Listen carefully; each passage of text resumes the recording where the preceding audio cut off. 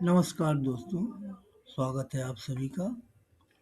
जैसे कि दोस्तों हम लोगों ने आपको बताया था कि आपको मार्केट का जो बॉटम लगता है तो उसे कैसे आइडेंटिफाई करते हैं। अगर आपने इससे पहले वो वीडियो नहीं देखा होगा तो आप इस वीडियो को ज़रूर देख लेना। हमने इसमें वो टूल्स आपके साथ शेयर किए थे कि जिससे आप खुद भी बॉटम कहाँ लगा, कैसे लगता है और उस एरिया को देखने में कैसा होता है, इसका आइडिया आपको मिल जाएगा। ये टूल फ्रीली अवेलेबल है ट्रेडिंग व्यू पे। अब बात करते हैं कि जैसे आपको पता चला कि बॉटम कहाँ लगा है, तो मार्केट बॉटम लगने के बाद जो रिवर्सल देता है उसका एक क्राइटेरिया होता है कि मिनिमम वो कितना जा सकता है। तो उसे आप मेजर कैसे करेंगे? तो वो फिबोनाची के टूल से आप इजीली मेजर कर सकते हैं। वो है कि अगर आपने फिबोनाची डाला है और उसमें जब जाएंगे, समझिए कि हमने पूरा डाउन से आप पूरा जो रेंज है उसको अगर मार्क करते हैं तो 38% जो एरिया है उतना मार्केट जरूर रिवर्स करेगा। उतना मार्केट जरूर रिवर्स करेगा अगर वो सही स्टॉक है तो। आप समझ रहे हैं मैं क्या कह रहा हूँ? उतना मार्केट जरूर रिवर्स करेगा अगर स्टॉक सही है तो। मैं थोड़ा सा इसका फॉन्ट बड़ा कर देता हूँ, नहीं तो आपको दिखेगा नहीं। ये वो 38% एरिया है जिस जगह को उसने रीटेस्ट करना होता है। अगर वो इंडेक्स के अंदर का कोई अच्छा स्टॉक है या इंडेक्स खुद है तो उसे उस एरिया तक जाना ही होता है। ठीक है, ये आप और भी किसी में भी डाल के देख सकते हैं। जैसे मैं अभी कुछ दिनों से आप लोगों को आईटी के स्टॉक दिखा रहा था, तो चलिए देखते हैं। एचसीएल टेक का चार्ट खोल लेते हैं तो आपको समझ में आएगा। ये जो गिरावट हुई थी, तो अगर आप इसको मेजर करेंगे, ये उसका 38% वाला हिस्सा है। अगर इसमें भी मैं थोड़ा लेवल डाल देता हूँ, क्लियर हो जाए। सॉरी, थोड़ा उल्टा हो गया, इसको यहाँ से लेना था।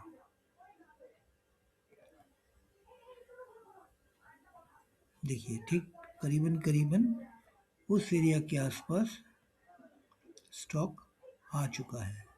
अगर ये इसका टॉप नहीं है, मगर ये क्लोजिंग यहाँ से नहीं है, अगर आप इसको पकड़ेंगे तो ये हो चुका है।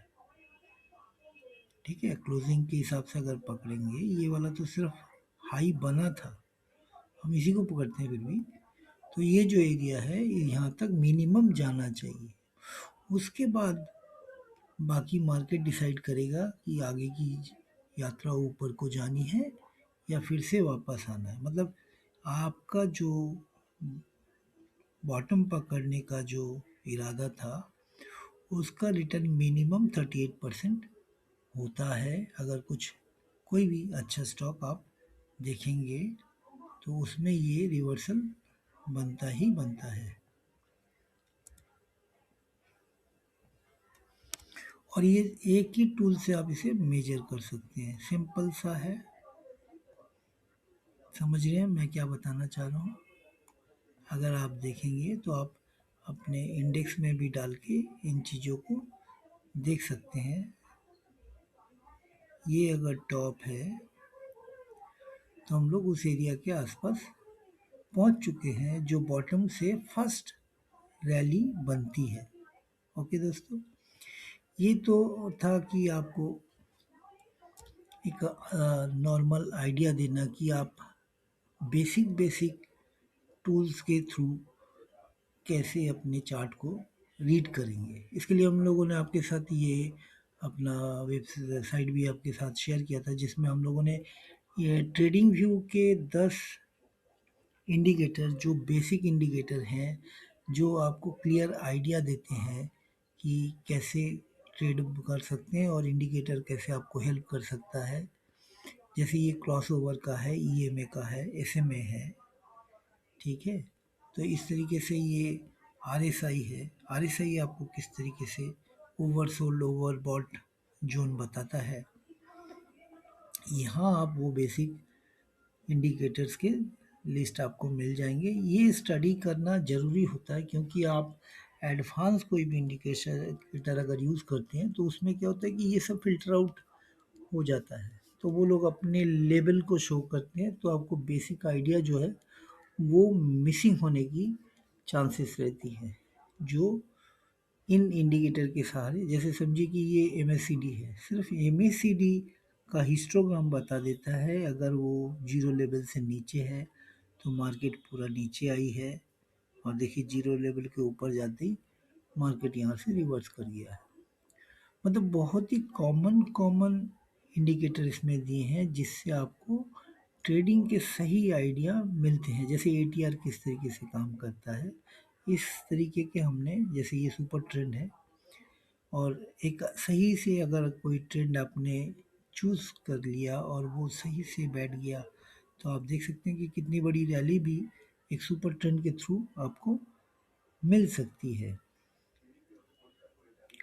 तो इन चीज़ों को आप यूज़ करेंगे। जैसे प्री वोट अगर आप इंट्राडे करते हैं और प्री वोट को यूज़ करते हैं तो उसका बेटरमेंट रिजल्ट जो है वो बहुत ही बढ़िया तरीके से हो सकता है, क्योंकि इसमें हर पॉइंट में, जैसे प्री वोट R1 S1, ये हर एक जो पॉइंट है वो खुद ब खुद एक सपोर्ट रेजिस्टेंस का काम करता है। आपको यहाँ से चार्ट क्यों मूव कर गया उसका पता नहीं चला होगा, मगर आप प्रीफोट अगर प्लॉट करेंगे और उसके कॉन्सेप्ट को समझेंगे तो आपको समझ में आ जाएगा कि कैंडल वहाँ से क्यों रिवर्सल बना और क्यों ऊपर गया, और वो रेजिस्टेंस कहाँ उसको मिली, वो कौन सा प्राइस एरिया था।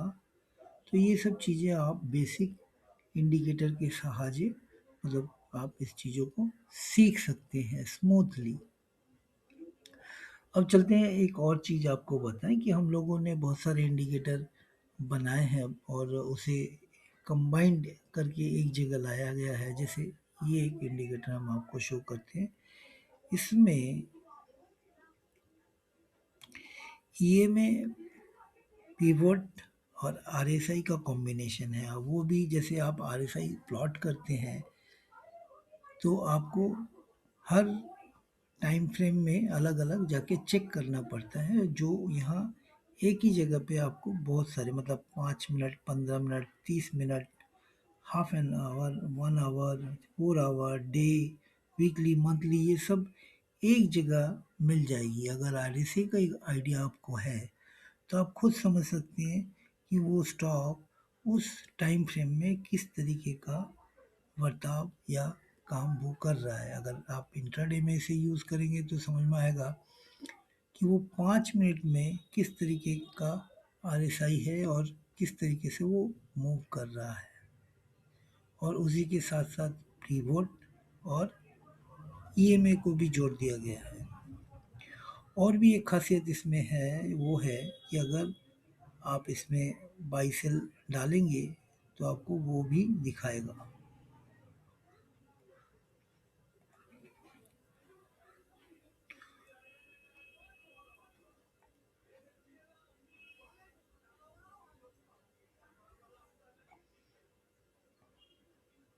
ठीक है। और इसी के साथ साथ एक और चीज़ हम यहाँ भी आपको दिखाना चाहेंगे जी, कि इसमें क्या है, अगर आप सही से प्रीवियस डे का हाई, प्रीवियस डे का लो, और उसके मिडिल वाला हिस्सा, और लास्ट के 15 मिनट जो बहुत ही इम्पोर्टेंट होते हैं, जो इंट्राडे के लिए बहुत ही ज़रूरी होते हैं। आप इसे भी समझ लें कैसे इस चीज़ों को यूज़ करना होता है। जैसे आप ट्रेड कर रहे हैं तो इसमें डे का 50% हिस्सा ऊपर से जब करेक्शन होता है तो इस जगह पे सपोर्ट या रेजिस्टेंस का काम करता है। ये प्रीवियस डे का रेजिस्टेंस या सपोर्ट का काम करता है। वैसे ही मार्केट जो लास्ट 15 मिनट, मतलब जो हम लोगों को ट्रेड करने जो इंट्राडे करते हैं, उनको कैश में क्या होता है, लास्ट के 15 मिनट ट्रेड करने नहीं मिलते हैं, क्योंकि वो जो सेटलमेंट टाइम होता है वो हम नॉर्मल ट्रेडरों का नहीं होता, वो इंस्टीट्यूट के होते हैं। और वो जो एरिया है वो बहुत इम्पोर्टेंट और मायने रखती है। आप देखेंगे ये पिछले दिन का 15 मिनट का एरिया है, मतलब 3:15 से 3:30 बजे का एरिया है। और उसी जगह से नेक्स्ट डे मार्केट गिर गई नीचे, और उसी एरिया में उसको रेजिस्टेंस भी मिला। आ, सिर्फ यहाँ नहीं, आप इसको भी देखें, समझ में आएगा, बहुत बढ़िया से समझ में आएगा। ये प्रीवियस डे का 3:15 के एरिया है, मतलब अगर आप इसको 15 मिनट के कैंडल में डालें तो उसी एरिया से आज मार्केट गिरा। और अगर इसी के साथ आप पिवोट जोड़ लेंगे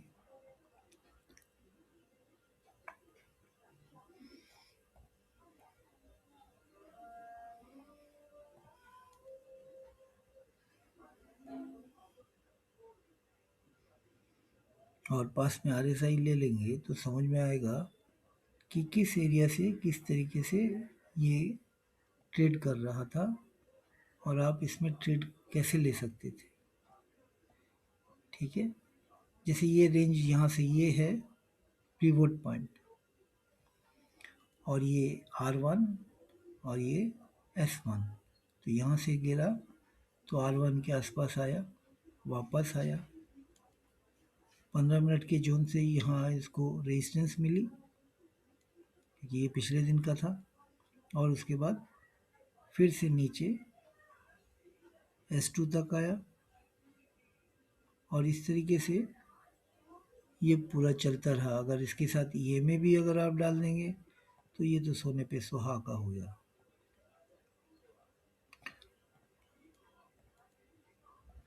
देखिए किस जगह पे आपको बाई मिला, और जैसे ही आप इस एरिया पे आए तो आपको रेजिस्टेंस दिख गया। फिर ये शॉर्ट का ट्रेड यहाँ से मिल सकता था, और फिर वो 200 EMA तक आया और S2 को सपोर्ट लेने की कोशिश किया, बाद में वो भी टूटा। फिर देखिए बाई का सिग्नल आया, शायद इसमें सेल का सिग्नल पर ठीक नहीं दिया हुआ हो, नहीं है, ठीक है।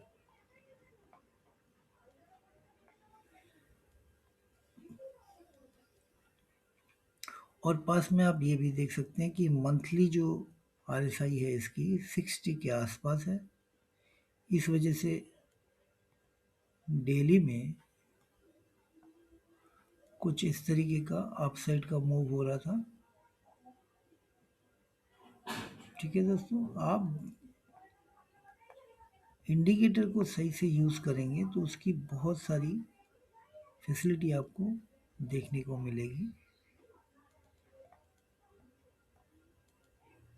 और अगर इस तरीके से कंबाइंड इंडिकेटर आपको मिलते हैं तो वो तो बात ही कुछ अलग है।